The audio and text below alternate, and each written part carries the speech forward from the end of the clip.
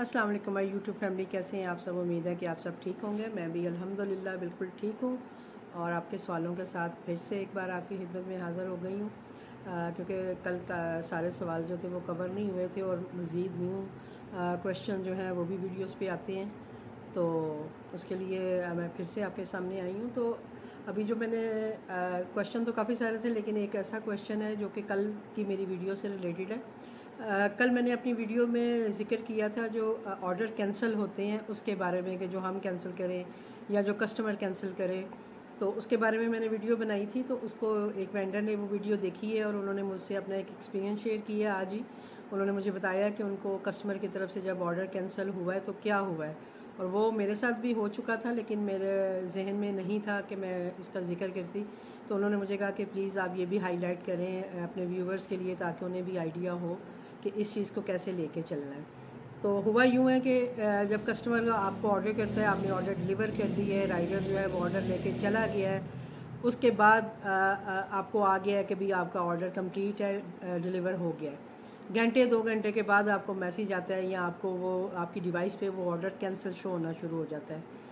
तो वो ज़ाहिरी बात है कि इंसान परेशान होता है कि मेरा ऑर्डर तो घंटा 2 घंटे हो गए, मैंने डिलीवर कर दिया हुआ है और ये अब जाके ये कैंसिल आ रहा है, तो ये क्या वजह है। तो उसके लिए ये है कि अगर कभी आपके साथ इस तरह से हो तो प्लीज़ आपने घबराना नहीं है। बस ये है कि आपने ये है कि हेल्पलाइन के पास जाना है, उनसे बात करनी है और अपने ऑर्डर के बारे में उनसे पूछना है कि ये क्यों कैंसिल हुआ है, क्या हुआ है इसके साथ। और अगर वो, क्योंकि वो जब इस तरह से कस्टमर ऑर्डर कैंसिल करते हैं तो वो नॉन पेएबल होता है, कि यानी फूड पांडा उसका आपको पे नहीं करेगा। तो अगर आप बात नहीं करेंगे तो ज़ाहिरी बात है आपको उसके पैसे भी नहीं मिलेंगे, आपका ज़ाहिरी बात है खाना लगा हुआ है, आपका टाइम वेस्ट हुआ हुआ है और आपको पैसे ना मिलें, तो ये तो बहुत गलत बात हो जाती है। तो उसका तरीक़ाकार ये है कि मेरा भी ये एक्सपीरियंस है और जिन्होंने आज मुझे बताया उनका भी सेम यही एक्सपीरियंस रहा है कि जब आपको इस तरह का कोई सिचुएशन हो कि कस्टमर की तरफ से ऑर्डर कैंसिल हो, तो आप फ़ौरन हेल्पलाइन पे जाएं, उनसे बात करें, उन्हें अपने ऑर्डर के बारे में बताएं। क्योंकि अगर कस्टमर ये इस तरह के ऑर्डर कैंसिल करते हैं तो उसका ये होता है कि वो प्रूफ देते हैं कि वो क्यों कैंसिल कर रहे हैं फूड पांडा को। ज़्यादातर वो यही कहते हैं जी नॉन ईटेबल खाना नहीं था, अच्छा नहीं था, ये था, वो था, जला हुआ था, या इस तरह की कंप्लेन करके वो खाना ऑर्डर को कैंसिल करवाते हैं, जबकि वो खाना वो खा रहे होते हैं। ये कस्टमर की गलती है। बाज़ कस्टमर जो हैं वो इस तरह से करते हैं, पता नहीं इस तरह से ये करके उन्हें मिलता क्या है। जैसे मैं अपना एक्सपीरियंस बताऊं तो मेरा भी यही हुआ था कि किसी ने मुझे 5 बर्गर ऑर्डर किए, मैंने 5 बर्गर बना के दिए। जब उसके बाद वही बात है कि घंटे बाद जब मेरा ऑर्डर कैंसिल हुआ, मैं गई हेल्पलाइन पे, तो उन्होंने मुझे बताया जी कि उसने कस्टमर ने कहा कि अनकम्प्लीट ऑर्डर है। तो मुझे बहुत वो हुआ, मैंने कहा मैंने तो ठीक बना के दिए, कैसे अनकम्प्लीट हो सकता है। मैंने कहा आपके पास कोई सबूत है आप मुझे दें ताकि मुझे यकीन आए, नहीं तो मेरा ऑर्डर वापस करवाएं, मुझे अपना ऑर्डर वापस चाहिए। वो कहें जी वो कस्टमर को दे दी है, वो तो अब वापस नहीं आ सकता, वो तो कस्टमर ने ले लिया है। तो मैं उनसे ये बहस कर रही थी कि अगर कस्टमर ने ले लिया है, उसने खा लिया है और उसने खाने के बाद आपसे ये कह के कैंसिल करवा दिया, तो मैं इस चीज़ को नहीं मानती हूँ, आप मुझे उसका सबूत दें। उन्होंने मुझे एक पिक्चर भेजी जो कि कस्टमर ने उन्हें प्रोवाइड की हुई थी।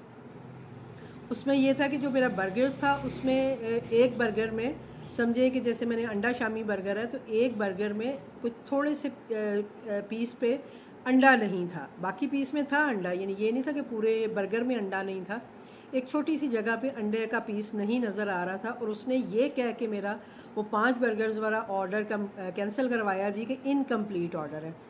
मैंने फूड पांडा से यानी जब बात कर रही थी तो मैंने उनसे बहस की। मैंने कहा जी ये कैसे हो सकता है, या तो वो पांचों बर्गर्स ओपन करके उसकी पिक्चर लेके भेजते तो मैं मान लेती कि हाँ भाई मैंने गलती की है या गलत ऑर्डर दिया है या इनकम्प्लीट मैंने ऑर्डर दिया। मैंने कहा एक बर्गर की वो पिक्चर भेज रहा है जिसमें ज़रा से वो जो है उस पर अंडा नहीं लगा हुआ, और आप उस बेस पे मेरा ये इतना बड़ा पूरा ऑर्डर आप कैंसिल कर रहे हैं, आप कह रहे हैं जी आपको पे नहीं करेंगे, तो इट्स रॉन्ग। मैं इसको बिल्कुल भी नहीं मानती हूँ, या तो मुझे मेरा ऑर्डर वापस करें या मुझे पे किया जाए। ये राइडर मतलब जो कस्टमर जो है वो ऑर्डर खा लेते हैं और उसके बाद वो इस तरह की कंप्लेन करके और मतलब हमारा नुकसान करते हैं। तो मैं एक्सेप्ट नहीं कर रही थी उस चीज़ को। मैंने उनसे जब बात वगैरह की तो उन्होंने फिर जब देखा उनको भी मतलब वैलिड चीज़ एक नज़र आई कि हाँ ऐसे ही है। उन्होंने खैर ये किया कि मेरा जो वो ऑर्डर था उसको पेएबल में कर दिया और मुझे उसकी पेमेंट मिली। जिनसे आज बात हुई है उनका भी यही हुआ है कि वो ये कह रही हैं कि मैंने ऑर्डर फ्रेश बना के दिया है और जब 1 घंटे के बाद मेरा ऑर्डर कैंसिल हुआ है तो उसमें उन्होंने ये कहा जी कि खाना खाने के काबिल नहीं था, यानी इस तरह का खाना था। तो कहती है मैं भी इसी तरह हेल्पलाइन पे गई हूँ, मैंने भी जाके उन्हें यही बताया कि आप मेरे आज के रिव्यूज़ देखें, मेरे सारा कुछ देखें कि मैं फ़्रेश खाना दे रही हूँ, और कस्टमर ने कैसे ये कह दिया कि भाई ये फ़्रेश नहीं था। तो कहती है फिर थोड़ी देर बाद उन्होंने कुछ देखा दुखा, उसके बाद उन्होंने कहा जी, कहती है मैंने भी उन्हें कहा कि मुझे वही बातें सबूत चाहिए ना हमें, कि अगर हमारा खाना किसी के पास गलत गया है तो उसका सबूत भी होना चाहिए ना। तो कहती जब मैंने इसी तरह उनसे बात की है तो उन्होंने थोड़ी देर के बाद कहा कि नहीं जी वो कस्टमर फ्रॉड है ये वो, तो हम आपको इसका पे करेंगे। तो इसलिए मैं, और उन्होंने मुझे भी कहा कि प्लीज़ आप ये हाईलाइट कीजिएगा अपनी वीडियो में, ताकि जो बाकी वेंडर्स हैं उनको भी इस बारे में पता हो, और अगर उनके साथ इस तरह की सिचुएशन होती है तो वो उसको कैसे हैंडल करें। तो ये मैंने आपको बता दिया कि अगर कभी इस तरह की सिचुएशन हो, होता है समटाइम जेन्युइन भी होता है। और देखिए जब हम ऑर्डर देते हैं हमें ख़ुद पता होता है कि हमने क्या ऑर्डर दिया ना, तो समटाइम हो जाता है थोड़ी सी चीज़ ऊपर नीचे होती है, ज़रा सा कोई जल जाती है कोई चीज़ या ऐसे ही हो जाता है। लेकिन ये थोड़ी है कि आप पूरे ऑर्डर को आप कैंसिल कर देते हो। घर में भी जब उनकी औरतें बनाती होंगी, उनके किचन में काम होते होंगे, नमक ज़्यादा हो जाता होगा, चीज़ों को थोड़ी बहुत ऊपर नीचे हो जाती हैं। तो लोगों को ये चीज़ को समझना चाहिए कि हम लोग भी घर में बैठे हुए एक आम होम जो औरत है वो काम कर रही है घर पे। नाम तो हम उसे होम शेफ़्स का देते हैं, लेकिन शेफ़्स तो नहीं होती हैं वो, लेकिन एक नॉर्मल खाना बनाने वाली होती हैं। तो उनसे भी गलती हो सकती है, मुझसे भी होती है, ऐसा नहीं है कि नहीं होती है, गलती भी हो जाती है, लेकिन एक जेन्युइन रीज़न होना चाहिए। आप यकीन करें मैं कभी भी अपना कोई ऑर्डर अगर इस तरह का देती हूँ, मुझे कोई रिव्यू आता है, मुझे पता होता है कि मुझे इस पे ये रिव्यू मिलेगा, मैंने इसमें ये किया हुआ है तो मुझे इसमें ये रिव्यू आना ही आना है, और मैं उसको एक्सेप्ट करती हूँ कि हाँ मेरी तरफ से ये गलती हुई है। तो हम ईमानदारी से चलते हैं, फ़्रेश खाना बना के देते हैं, उसी वक्त सारा कुछ तैयार होता है, सिवाय सालन के बाकी सारी चीज़ें जो हैं वो फ़्रेश बन रही होती हैं, चाहे वो पराठे हैं, अंडा है, ऑमलेट है, ब्रेड की आइटम्स हैं, कोई सैंडविचेज़ हैं, वो सब हम फ्रेश ही बना रहे होते हैं। और मुझे पता है जो भी बना रहा होगा वो ऐसे ही बना रहा होगा। कुछ चीज़ें ऐसी होती हैं जिनको ऑलरेडी हमें मतलब सबको पता है कि वो हमें पहले से प्रिपेयर हाफ डन करके रखनी पड़ती हैं, उसके बगैर गुजारा नहीं है, हमें टाइम नहीं दिया जाता। हमें टाइम दिया जाए तो हम मे भी कि वो काम भी उसी वक्त करके दे दें उनको ना। तो बस ये चीज़ है कि आपने इस चीज़ को नोट डाउन रखना है कि अगर आपका कोई ऐसा ऑर्डर कैंसिल होता है तो आपने उस पर परेशान नहीं होना, और उसको मतलब छोड़ नहीं देना है, आपको उनसे फ़ाइट करनी है उनसे, और अपना जो हक़ है वो उनसे लेके छोड़ना है, इसको आपने बिल्कुल नहीं छोड़ना, प्लीज़ याद रखिएगा। अब एक और क्वेश्चन मुझे आया था जी कि क्या हम फ्रोज़न आइटम फूड पांडा पे रख सकते हैं? बिल्कुल आप रख सकती हैं। मैंने भी जब स्टार्ट किया था मैंने फ्रोज़न से ही स्टार्ट किया था। आप हर तरह का कबाब, वो क्या कहते हैं उसको, जो कोफ्ते वगैरह होते हैं, फ्रोज़न कबाब, हर तरह के चपली कबाब, सीख कबाब, शामी कबाब, जो भी आपकी फ्रोज़न आइटम इस तरह की हैं वो आप दो तरह से सेल कर सकती हैं। एक आप उसको कैटेगरी में डालेंगी फ्राइड आइटम की, और एक कैटेगरी आप बनाएंगी फ्रोज़न आइटम की। तो और मतलब समझे उसका हम लोग 6-6 का पैक बनाते हैं, 6 पैकिंग की उसमें होता है। यानी बाज़ लोग होता है कि जैसे शामी कबाब वगैरह उन्होंने एक भी लगाया होता है, एक की प्राइस लिखी होती है, फिर कस्टमर को जितने चाहिए होते हैं वो मतलब उनको ऑर्डर कर लेते हैं। लेकिन मैं जब भी काम करती हूँ इस तरह का, तो मैं ये एक दो वाला नहीं करती, मैं हमेशा मैंने 6 लगाए होते हैं, मतलब 6 का मेरा एक सर्विंग होती है। यानी चाहे वो कबाब कोई भी किसी किस्म का भी कबाब हो, कोफ्ते हों, जो भी हो, तो उसमें ये है कि आप उनको कबाब्स जो हैं वो उनको इस तरह से भी दे सकती हैं कि आप उनको फ्रोज़न फॉर्म में भी अपने मेन्यू में शामिल कर सकती हैं और फ्राइड में भी शामिल कर सकती हैं। फ्राइड में ये है कि आप थोड़ा सा 100-50 रुपये प्राइस ज़्यादा बढ़ा के लगाएंगी, और फ्रोज़न का जो आपका रेट होगा वो आप रखेंगी। उसमें ये होगा कि अगर फ्रोज़न आया तो आप उसको एज़ इट इज़ उठा के दे देंगी। अगर कोई आपसे फ्राई करके मांग रहा है, जैसे शामी कबाब है या सीख कबाब है या चप्पल कबाब है, तो आप उन्हें फ्राई करके उसके साथ चटनी सलाद के साथ अपनी प्राइस बढ़ा के आप उसमें लगा के, तो ये दोनों तरह से आप सेल कर सकती हैं।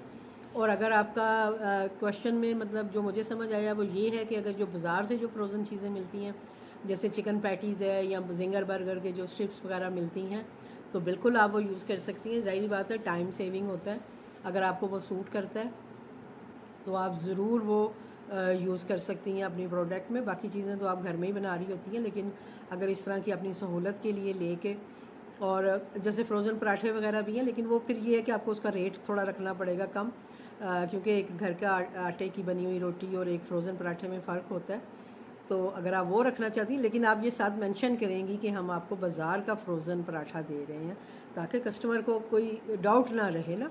अब आप जब आप इस तरह से काम करेंगी ना, तो आप यकीन करें कि कस्टमर कभी भी आपकी ना कंप्लेन करता है, ना वो आपका कस्टमर कहीं जाता है, वो आपके पास ही आएगा जब उसे पता होगा कि मुझे जो कहा गया है मुझे वही मिला है। अब आपने लिखा हो जी होल व्हीट पराठा या चक्की की आटे का पराठा, और आप दे फ्रोज़न पराठा, वो वाइट वाला जो होता है, या छोटा सा पराठा जो होता है वो दे रही हो, तो ये गलत हो जाता है। हाँ, आपने पराठा की कैटेगरी में ऐड करना है। आप बिल्कुल ये भी ऐड कर सकती हैं कि बाज़ार का जो मतलब फ्रोज़न पराठा है वो मैं इतने का दे रही हूँ, या घर का जो है वो मैं इतने का दे रही हूँ।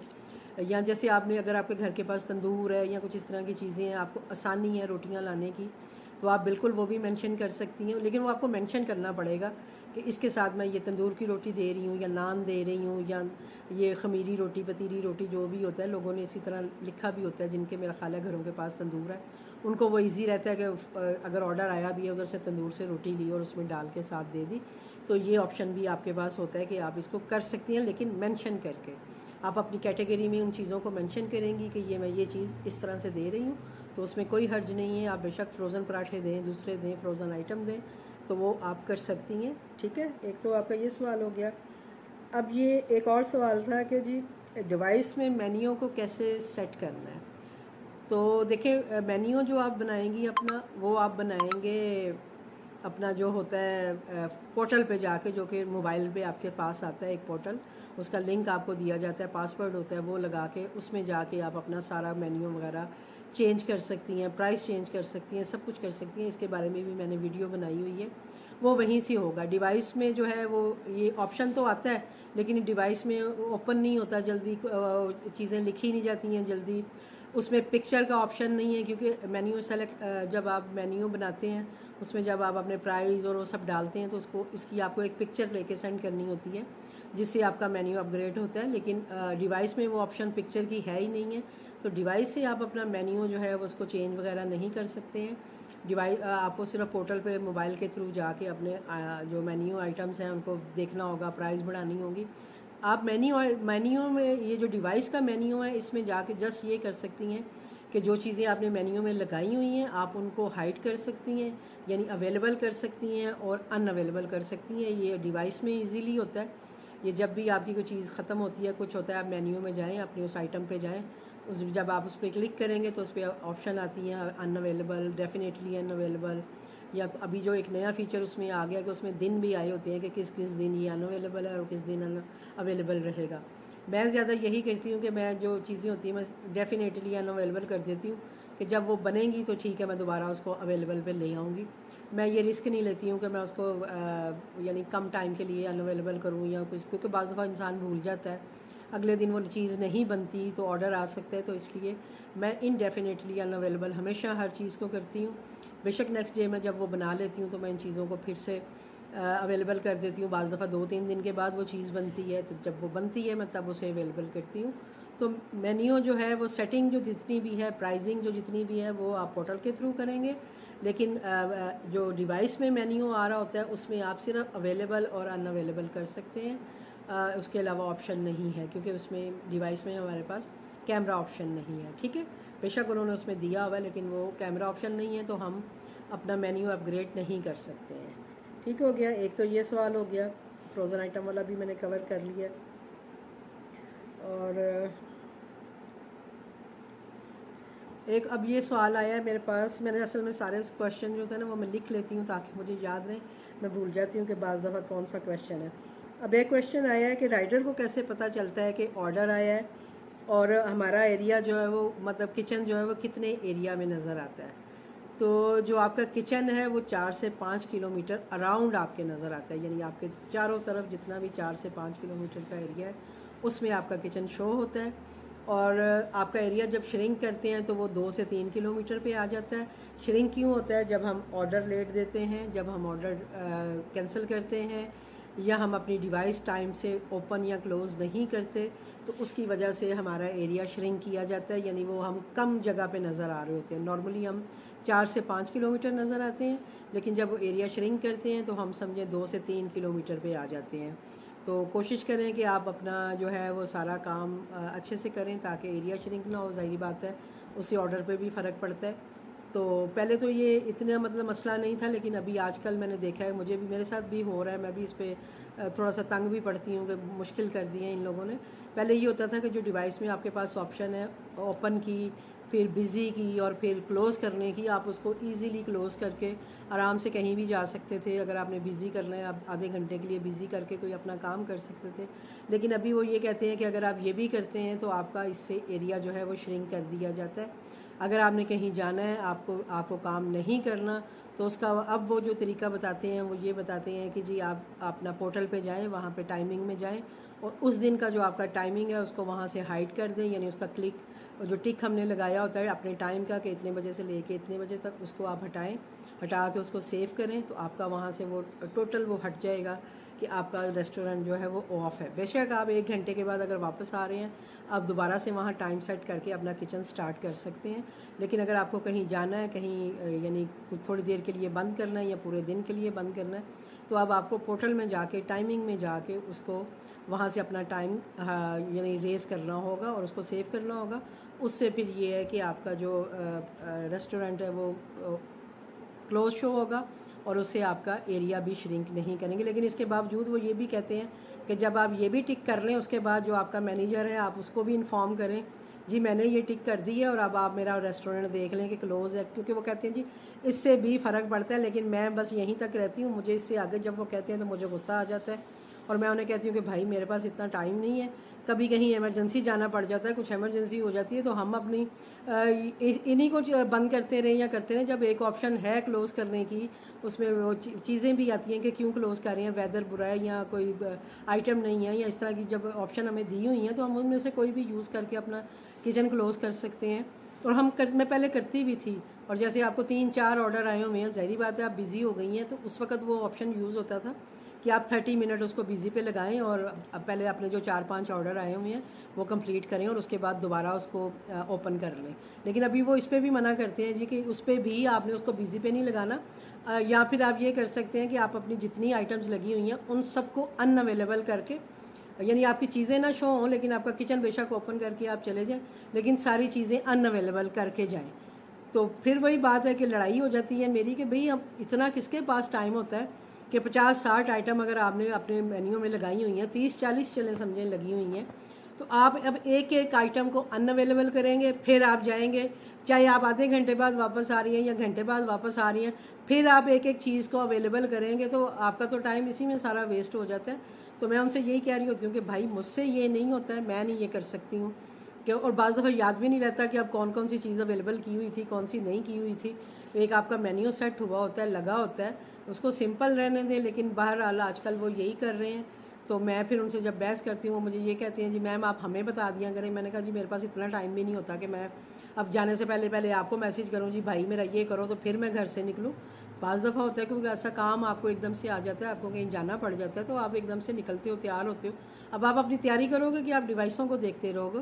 तो इसमें मैं उनसे कह रही हूँ कि प्लीज़ इसको आप हटाएं, ये पहले ऐसे नहीं था, अभी आपने ये न्यू शुरू कर दी है। लेकिन वो कहते हैं जी नहीं जी ये अभी ऐसे ही है और आपको इसको इसी तरह लेके चलना है, आप इसको वहाँ से क्लोज़ कर दें, आप इसको यहाँ से क्लोज़ कर दें। तो इस तरह की चीज़ें वो कर रहे होते हैं। तो आप लोग भी इसको ध्यान रखिएगा, क्योंकि उससे आपका एरिया श्रिंक ये कर रहे हैं। और एरिया श्रिंकिंग का मतलब है कि आप जहाँ इतने लोगों को नज़र आ रहे हैं, जैसे अगर आप 50 लोगों को नज़र आ रहे हैं, तो फिर आप 10-20 लोगों को नज़र आएंगे और उससे फिर आपका ये है कि काम पे ज़ाहिर बात है असर पड़ता है। जब आपको नज़र ही नहीं आ रहे आप लोगों को, तो ऑर्डर कैसे आपको आएगा।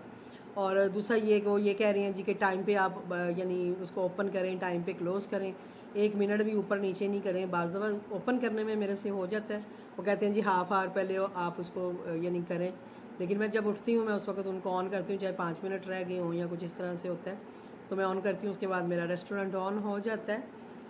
लेकिन ये कि ये जो है यानी एरिया जो है वो क्यों श्रिंक होता है, और ये सारा कुछ ये आपको समझ आ गई है कि कितने एरिया में आप नज़र आते हैं और जब नहीं नज़र आ रहे होते तो आपके साथ क्या होता है और किन वजूहात की बिना पर होता है। तो प्लीज़ आप इसको भी मेक श्योर करिएगा अपने उसमें।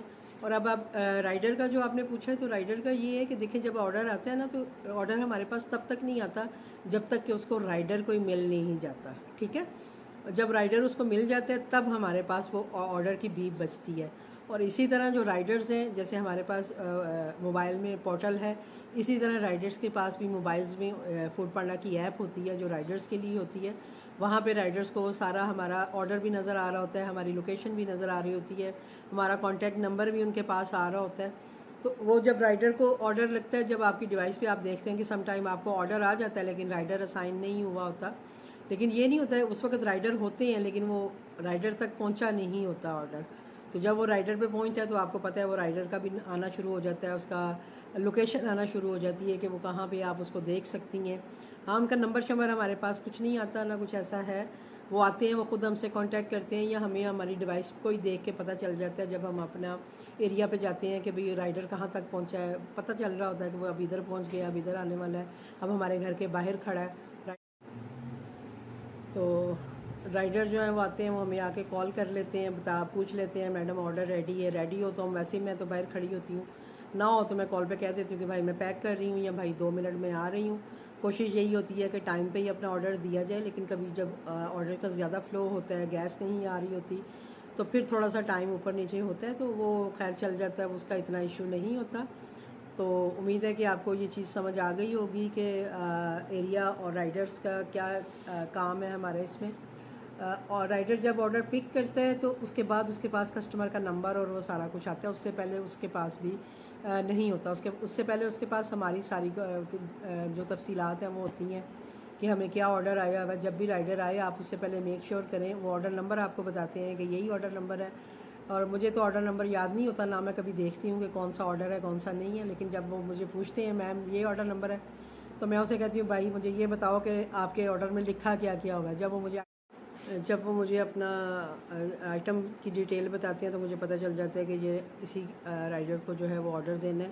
और जब बाज़ दफ़ा होता है कि एक ही ऑर्डर जो है वो 2-3 ऑर्डर जो हैं वो एक ही राइडर को लगे होते हैं, तो उस सूरत में मैं ये करती हूँ कि जो मेरी पैकिंग मटेरियल है उसके ऊपर मैं ऑर्डर नंबर देखती हूँ और उन पे ऑर्डर नंबर लिख देती हूँ, ताकि राइडर को मुश्किल ना हो, कस्टमर को ऑर्डर देने में उसे पता हो कि मुझे किस नंबर का ऑर्डर किस वाले कस्टमर को देना है।